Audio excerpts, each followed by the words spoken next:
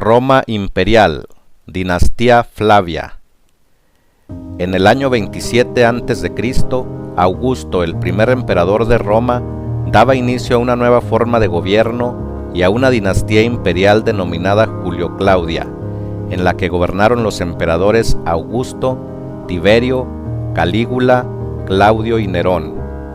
Casi 100 años después, la dinastía Julio-Claudia terminaría tras la muerte de Nerón en el año 68 después de Cristo.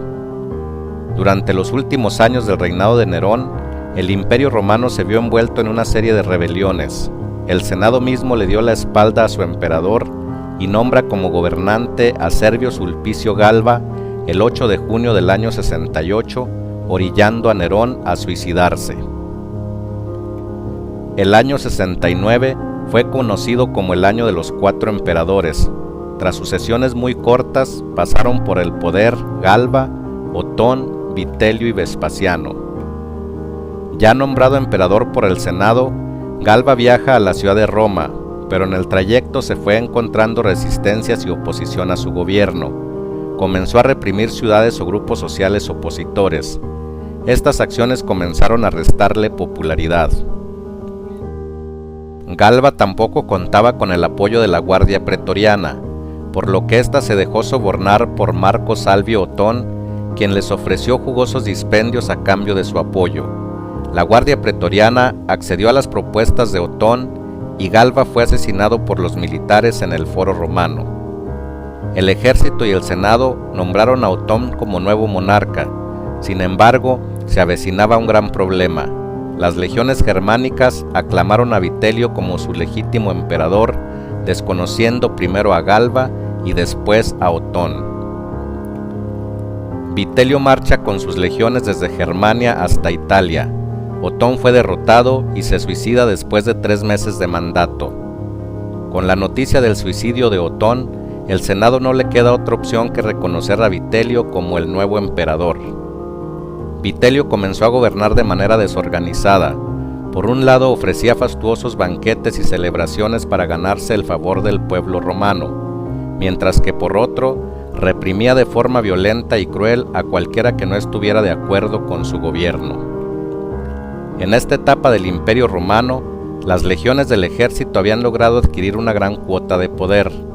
Este poder se visualizó principalmente en el año de los 4 emperadores, en donde las legiones proclamaban al emperador y luego era ratificado por el Senado.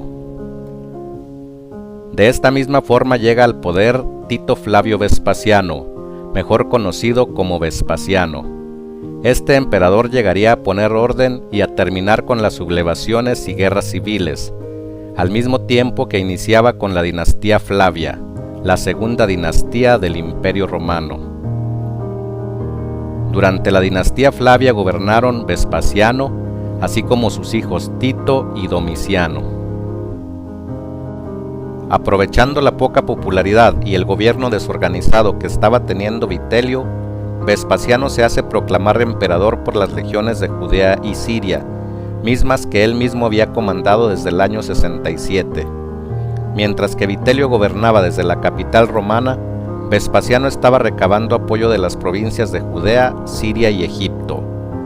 Convencido de que era mejor hacer política en Oriente, permaneció ahí personalmente y mandó parte de su ejército a la capital para derrocar a Vitelio. Con la caída de Vitelio, el Senado reconoce como emperador a Vespasiano y comienza a gobernar el 21 de diciembre del año 69. Con el poder de las legiones a su cargo, el emperador restauró la paz, sofocaba con eficacia cualquier intento de sublevación. Además comenzó a sanear las finanzas del imperio con un estilo austero tanto en su persona como en su gobierno. La plebe romana, acostumbrada a grandes dispendios y grandilocuentes festividades, rápidamente comenzaron a tacharlo de tacaño. Antes de malgastar los recursos, Vespasiano echó a andar una gran estrategia de recaudación, reavivando viejos impuestos e implementando otros nuevos. Al mando de Tito, hijo de Vespasiano, el imperio recupera el control de Judea que se había rebelado desde el reinado de Nerón. Tito restaura el orden en la región, toma el templo de Jerusalén y se hace de un gran botín que iría a dar a las arcas del Estado para ser administrado por su padre. Un año después de haber adquirido el trono, Vespasiano llega a Roma, siendo en el año 70 cuando entra por primera vez a la ciudad ya siendo emperador. Una vez instalado en la capital, el monarca reestructura al Senado, dejando a sus aliados como senadores y deshaciéndose de una manera sutil de los que consideraba sus detractores. Durante toda la dinastía Julio-Claudia, la figura del emperador no estaba del todo clara, ya que Augusto y sus descendientes habían ejercido el principado, es decir, el emperador era un senador más con las características de ser el principal entre ellos. Debido a esto, las funciones legales del emperador a menudo se confundían, lo cual hacía muy fácil que los monarcas cayeran en errores que deterioraban la popularidad y la legitimidad de su reinado, o que parte de su mismo poder se dividiera entre el Senado y el ejército. Para prevenir esta situación, Vespasiano propone una reforma en la que por primera vez se le da al gobernante el título de emperador con todas las atribuciones legales que este título le otorgaba. Vespasiano promulgó una ley denominada Lex de Imperio Vespasiani. Con esta ley, el emperador ejercía poder oficial y efectivo sobre las provincias, sobre las legiones militares de todo el imperio y además era el príncipe, el más importante de todos los senadores. Este emperador se hacía propaganda comparándose con Augusto en el aspecto de terminar con las guerras civiles y de procurar de nuevo la paz en el imperio, por lo que una de sus obras fue el Templo de la Paz que construyó en el año 75 después de Cristo. Este templo se edificó encima de las ruinas de un mercado que se había quemado en el incendio de Roma en la época de Nerón. Con el Templo de la Paz se conmemoraba la victoria de Vespasiano sobre la revuelta judía y ahí se exhibían valiosos trofeos del botín adquirido durante el saqueo al Templo de Jerusalén. Sería este emperador quien comenzaría la construcción del Anfiteatro Flavio, mejor conocido como el Coliseo de Roma, y aunque no pudo terminarlo, según los historiadores, Vespasiano llevó a cabo la primera inauguración. La construcción del Coliseo comenzaría en el año 70 después de Cristo y fue terminado por el emperador Tito en el año 80 después de Cristo. El Coliseo de Roma fue el anfiteatro más grande jamás construido en el Imperio Romano. Vespasiano muere en el año 79 después de Cristo, contando con 69 años de edad. Inmediatamente fue divinizado por su hijo y sucesor Tito.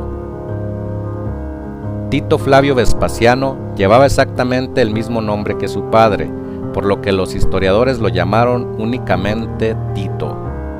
El gobierno de Tito fue muy breve, durando tan solo 2 años. El emperador había adquirido reconocimiento y popularidad desde antes de llegar al trono, pues ejerció como un destacado militar bajo el mando de su padre. Fue Tito quien logró sofocar definitivamente las rebeliones judías, tomando la ciudad de Jerusalén. Desde el reinado de su padre, el Imperio Romano había recuperado la paz y los conflictos militares y políticos no representaban ningún problema para el nuevo monarca. Sin embargo, a escasos 2 meses de su mandato, hace erupción el volcán Vesubio, sepultando bajo las cenizas y lava a las ciudades de Herculano y Pompeya, significando para el emperador situaciones de contingencia que pondrían a prueba el buen ejercicio de su gobierno. En el año 80 después de Cristo, Tito finaliza la construcción del Anfiteatro Flavio, mejor conocido como el Coliseo de Roma. Lo inaugura organizando espectaculares combates de gladiadores, hombres luchando cuerpo a cuerpo y contra fieras salvajes. Se dice que el Coliseo se había construido de tal manera que la base donde eran los combates podía llenarse de agua para simular batallas navales. Las festividades también incluyeron carreras de carros y de caballos. Desde el inicio del Imperio Romano se habían hecho populares baños públicos de gran dimensión, que luego tomaron el nombre de termas debido a que sus piscinas contenían agua caliente.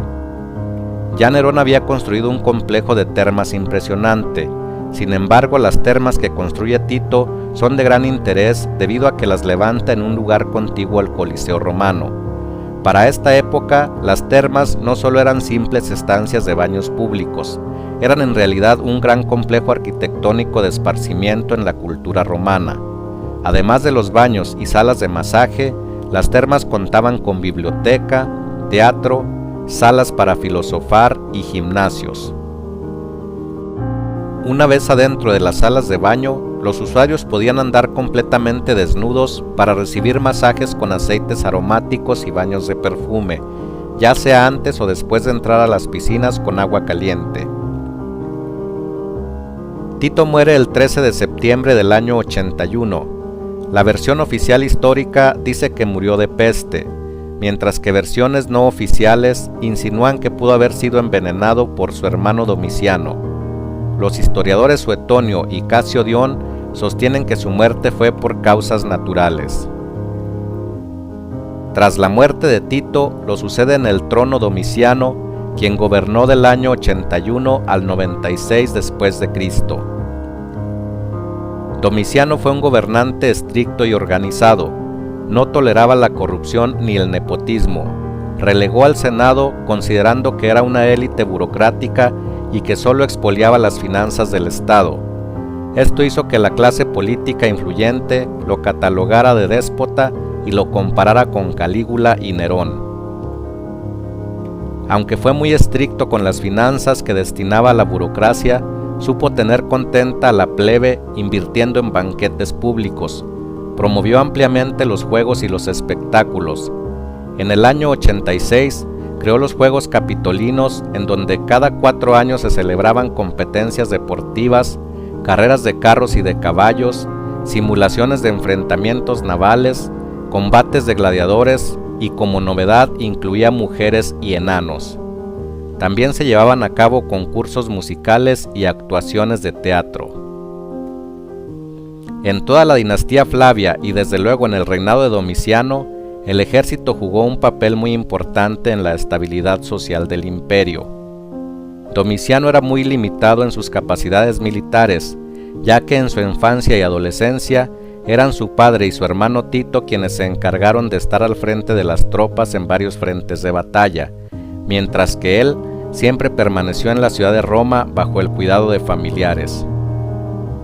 En el afán de obtener popularidad militar y anexionar algo de territorio al imperio, emprende una campaña con el general Gneo Julio Agrícola.